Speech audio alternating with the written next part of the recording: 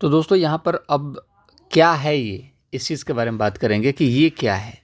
तो इसको सबको पता है कि इसको पाई कहा जाता है। इसका मान क्या होता है तो ये भी याद रखिएगा, 3.1415। ठीक है, इसको एक 22/7 भी कहा जाता है। ठीक है, अब 22/7 को काटोगे तो ऑलमोस्ट इतना मान आता है। अब यहाँ पर सवाल उठता है कि पाई है क्या चीज़। ठीक है, तो पाई एक अपरिमेय संख्या है। अब यहाँ पर परिमेय और अपरिमेय संख्या के बारे में जान लीजिए। ठीक है, तो अपरिमेय संख्या क्या होती है, परिमेय संख्या। तो परिमेय संख्या के बारे में सबसे पहले इसका आंसर जो होगा ऑप्शन नंबर सेकंड होगा। परिमेय संख्या होती है जिसको हम p/q के फॉर्म में लिख सकते हैं, और जो q होगा, जैसे कि ये अंश है और हर है, हर ये जीरो नहीं होना चाहिए। ठीक है, ये जीरो नहीं होना चाहिए। क्यों? क्योंकि अगर किसी भी संख्या में जीरो से भाग दोगे तो संख्या ही जीरो हो जाएगी। मान के चलिए कि ये 7 है और हमने इसको जीरो से भाग दिया, तो जीरो को जीरो में गुणा करेंगे तो क्या होगा, जीरो। ठीक है, तो कोई वैल्यू निकलने वाला है ही नहीं। इसीलिए यहाँ पर आप क्या करोगे कि जीरो नहीं होना चाहिए, p/q के फॉर्म में होना चाहिए। जैसे कि 1/2 ये क्या है, परिमेय संख्या है। ठीक है, लेकिन यहाँ पर अगर हम अपरिमेय संख्या की बात करेंगे तो अपरिमेय संख्याएं क्या होती हैं जिसको हम p/q के फॉर्म में नहीं लिख सकते। ठीक है, जैसे कि √2। अब आपको पता है कि √2 × 2 क्या हो जाएगा, 2 हो जाएगा। ठीक है, √4 × 4 क्या हो जाएगा, बाहर निकल के 4 हो जाएगा। लेकिन सिर्फ √2 है, ये निकल नहीं पाएगा। तो सिर्फ √2 जो होगा वो आपका अपरिमेय संख्या होगा, जिसको हम p/q के फॉर्म में नहीं लिख सकते। तो मोटा मोटी निचोड़ में बता देता हूँ, इसको p/q के फॉर्म में नहीं लिख सकते तो ये गलत है। ये अपरिमेय संख्या है। जिसको p/q के फॉर्म में लिख सकते हैं उसको हम बोलते हैं परिमेय संख्या, और q जो है वो जीरो नहीं होना चाहिए। ठीक है, इस चीज़ को याद रखेंगे। अभाज्य संख्या के बारे में आपको पता होना चाहिए। अभाज्य संख्या वो होती हैं जो खुद से कटती हैं और एक से कटती हैं।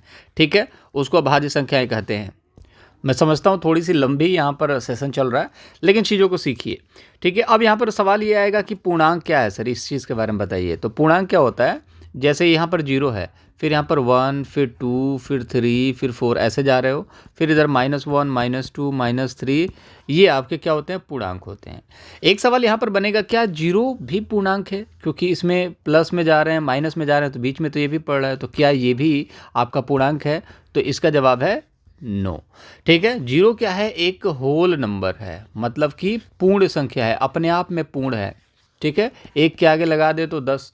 ठीक है, तो ये अपने आप में एक पूर्ण संख्या है, तो इसको किसी चीज़ की ज़रूरत नहीं है, किसी के टुकड़े पे पलने की ज़रूरत नहीं है कि मैं पूर्णांक हूँ या प्राकृतिक संख्या हूँ, ये अपने आप में पूर्ण है। ठीक है, अब यहाँ पर आता है पूर्ण संख्याएं क्या होती हैं। पूर्णांक आपने समझ लिया कि धनात्मक, जैसे 1 से लेकर के अनंत तक माइनस में जाओ और प्लस में जाओ। ठीक है, दोनों ये पूर्णांक संख्या है, जीरो पूर्णांक नहीं होती हैं। जीरो से लेकर के 1, 2, 3 ये सब क्या है, होल नंबर हैं। ठीक है, दूसरी बात यहाँ पर देखोगे कि प्राकृतिक संख्याएं क्या होती हैं, जो 1 से स्टार्ट होती हैं। अभाज्य संख्याएं क्या होती हैं, जो खुद से कटती हैं। जैसे कि पूछा जाता है कि एक अभाज्य संख्या है क्या, तो नहीं, एक तो खुद से कट रहा है और एक से कट रहा है, तो मतलब ये एक से ही कट रहा है सिर्फ।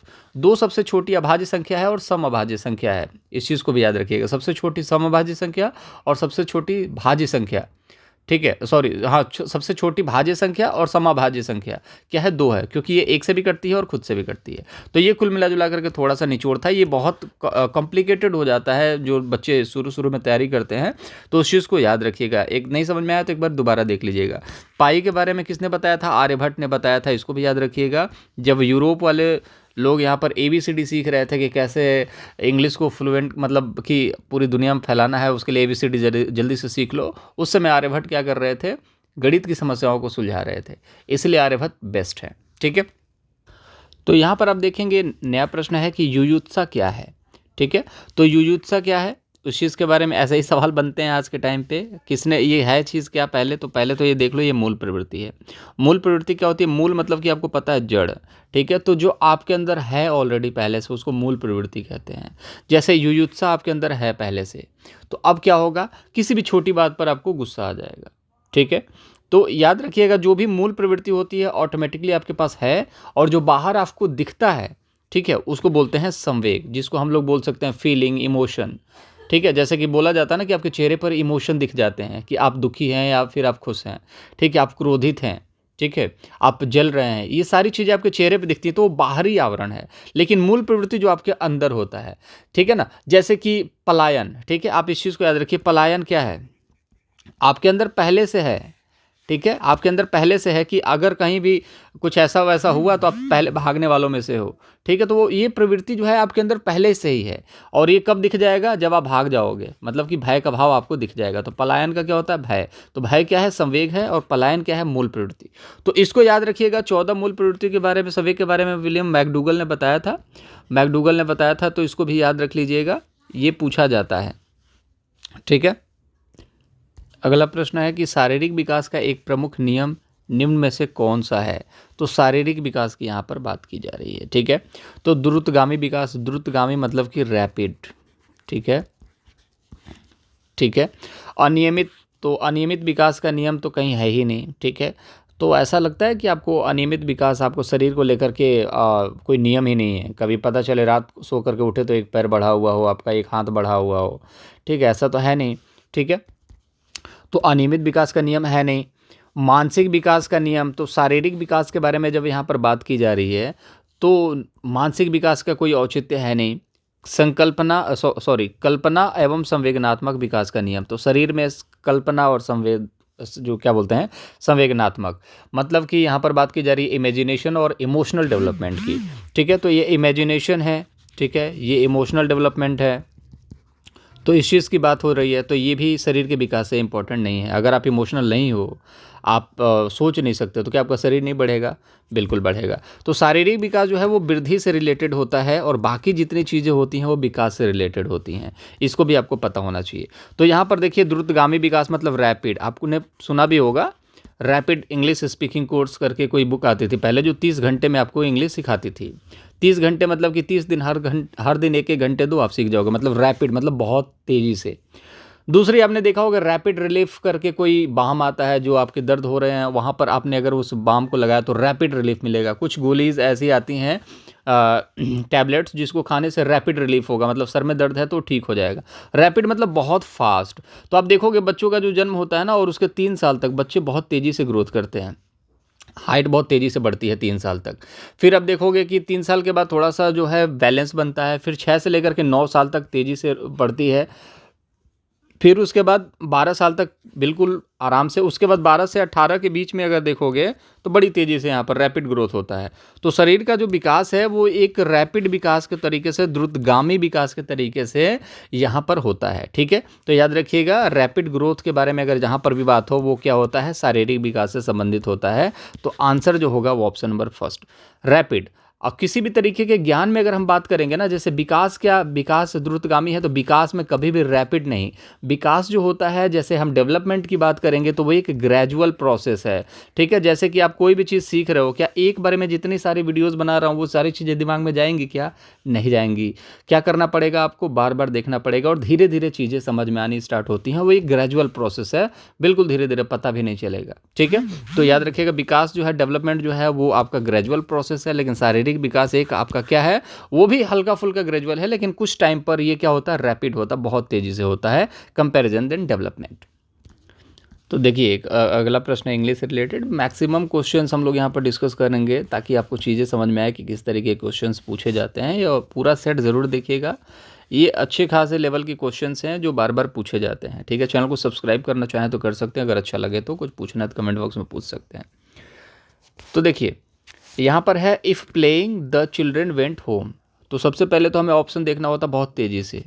तो आपने ऑप्शन देखा कि गड़बड़ी कहाँ है, टायरिंग नाम का कोई शब्द नहीं है, ये भी टायरिंग नाम का कोई शब्द नहीं है। टायर्ड मतलब होता है थका हुआ। अब यहाँ पर लिखा हुआ है कि यहाँ पर क्या भरोगे, तो having tired if playing the children went home, मतलब कि बच्चे जो है घर चले गए। हैविंग मतलब कि ऑलमोस्ट आपको पता है कि कंप्लीट हो जाना, ठीक है। यू नो दैट कि हैव मतलब कि कंप्लीट, ठीक है। बीइंग मतलब कि काम चल रहा है, ठीक है। तो हैविंग टायर्ड मतलब कि बच्चे खेलते खेलते थक गए, द चिल्ड्रन वेंट होम, और वो अपने घर चले गए। तो हैविंग मतलब कि वो खेलते खेलते थक गए, मतलब कि वो कंप्लीट उनका काम हो गया, ठीक है। और थक करके फिर वो क्या करे, वो घर चले गए। अब यहाँ पर बीइंग टायर्ड का मतलब क्या होगा, वो खेल खेल में थक गए। तो यार, जब खेल खेल में आप थकते हो ना, मतलब कि अभी काम चल रहा है। जैसे कि हम पहला मैच खेलते हैं तो हम थक जाते हैं, फिर भी हम दूसरा मैच खेलते हैं, क्यों, क्योंकि हमारा मन है। लेकिन एक समय ऐसा आता है कि हम पूरी तरीके से थक जाते हैं, और हम क्या करते हैं, हम घर चले जाते हैं, ठीक है। तो हैविंग टायर्ड मतलब कि ये कंप्लीट ऑलमोस्ट है। बीइंग आपको पता ही है कहाँ लगता है, ठीक है। बीइंग आपको पता ही कहाँ लगता है, जो चीज़ें कंटिन्यूअस चल रही होती हैं वहाँ पर, तो ये तो होगा नहीं। हैविंग मतलब आपका यहाँ पर क्या होगा, जो ऑलमोस्ट कंप्लीट हो चुका है, बच्चे खेलते खेलते थक गए, इसलिए वो अपने घर चले गए। ठीक है, ऑप्शन नंबर फर्स्ट जो होगा राइट आंसर। तो इस तरीके क्वेश्चंस पूछे जाएंगे। यहाँ पर देखेंगे कि हिंदी भाषा की बोलियाँ कितनी हैं, इससे सवाल तो बनते ही बनते हैं। तो इसको याद रखिएगा कि 18 यहाँ पर बोलियाँ हैं। अब बोलियों की बात करें तो 18 हैं। जैसे कि आपने देखा होगा कि उपभाषाएं होती हैं, किसी भी भाषा की उपभाषाएं होती हैं, उनको ही बोलियों के नाम दिया जाता है। ठीक है, अब जैसे कि पूर्वी हिंदी है, ठीक है, पश्चिमी हिंदी है, बिहारी है, ठीक है, पहाड़ी है और राजस्थानी है। ठीक है, तो इसके बारे में ज़्यादा डिटेल में मैं कभी बात करूँगा। ठीक है, जब हम लोग स्पेशल चीज़ें पढ़ेंगे उसमें।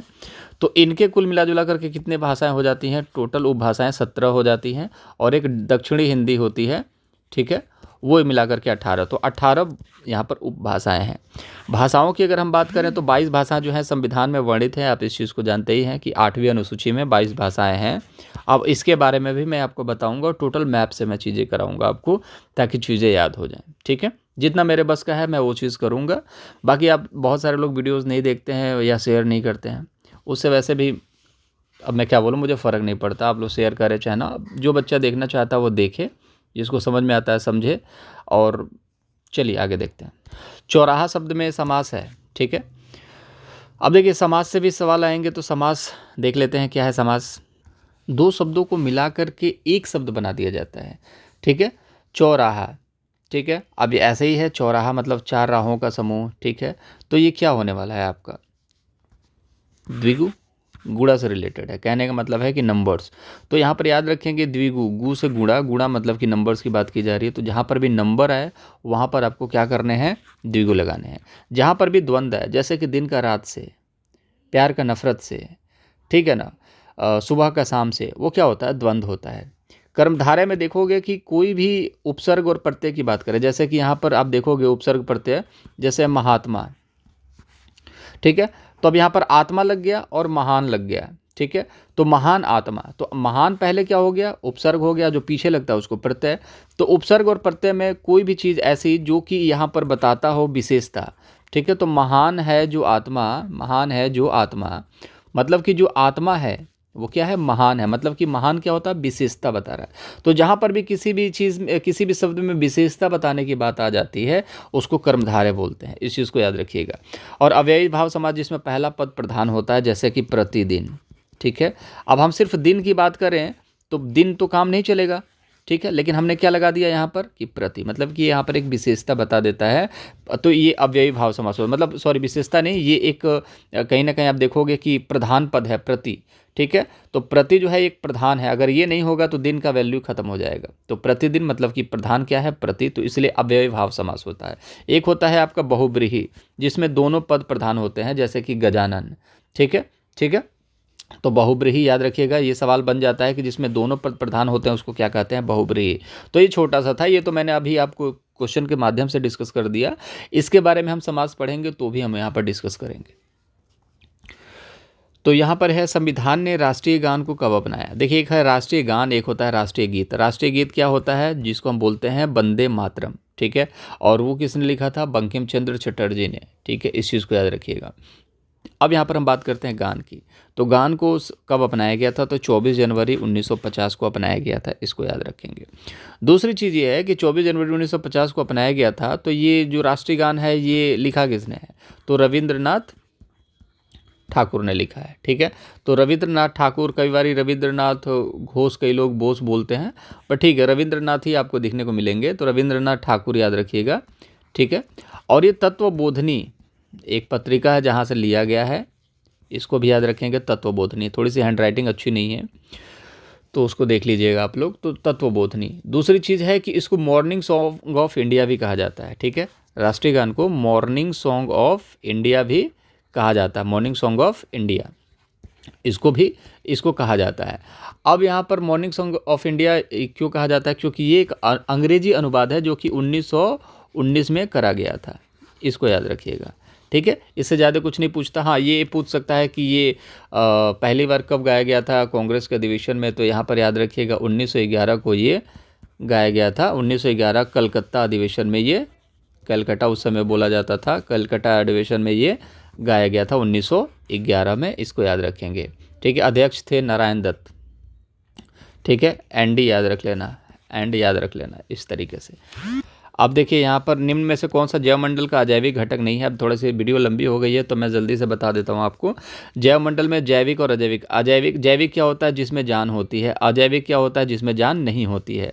तो ये अजैविक घटक नहीं है, मतलब कि अजैविक नहीं है मतलब क्या है, जैविक है, ठीक है। तो अजैविक नहीं है, नहीं मतलब कि इसका अपोजिट जैविक, जैविक जिसमें जान हो।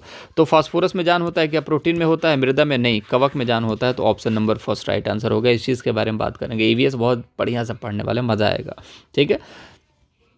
जो लोग जुड़े हैं उनको मज़ा तो आएगा ही, कोई दिक्कत वाली बात नहीं है। ग्रीन पीस इंटरनेशनल का मुख्यालय कहाँ पर है। अब ग्रीन पीस इंटरनेशनल बहुत सारे लोग रट लेते हैं, लेकिन अब रटना नहीं है, इस चीज़ को समझिए। ग्रीन पीस क्या है, देखिए पीस मतलब क्या होता है, शांति, ठीक है। और ग्रीन मतलब होता है हरियाली, मतलब हरा। तो जहाँ पर भी पेड़ पौधे की बात होगी उसको क्या बोलते हैं, ग्रीन पीस, ठीक है।